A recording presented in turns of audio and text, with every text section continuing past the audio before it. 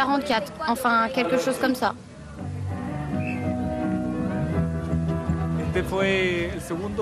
Nous sommes la deuxième école du pays à avoir présenté un cas.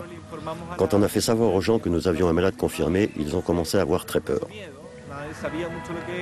Personne ne savait ce que c'était et ils attendaient. Les autres écoles qui ont eu des cas ont arrêté les cours. Et nous, par contre, nous nous sommes concertés et nous avons pris la décision de ne pas fermer l'école, mais uniquement les classes qui étaient touchées par la contagion.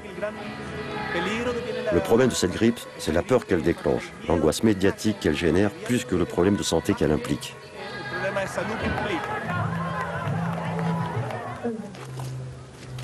Attention, le plus important, c'est que ça ne se propage pas dans tout le pays. Et donc, il faut se protéger.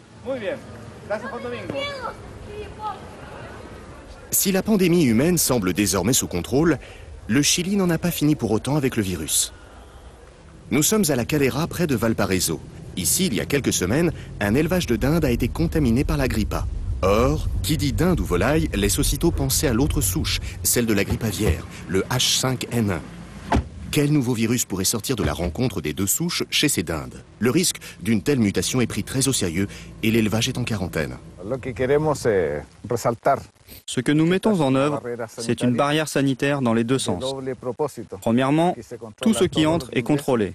Deuxièmement, tout ce qui sort est également contrôlé et désinfecté. C'est la meilleure manière de protéger correctement, conformément à ce qu'exige une situation de mise en quarantaine en cas de problème sanitaire.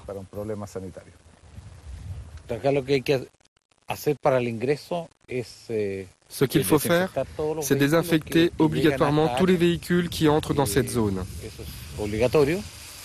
Et personne ne peut entrer dans ce secteur sans avoir pris une douche avant.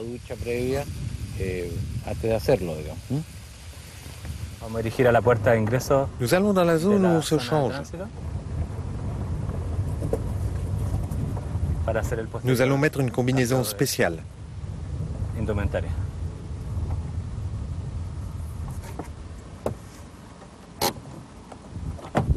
Exceptionnellement, nous avons été autorisés à nous approcher de l'élevage. Carlos Fernandez travaille tous les jours sur place. Désormais, il doit enfiler une impressionnante combinaison avant d'approcher.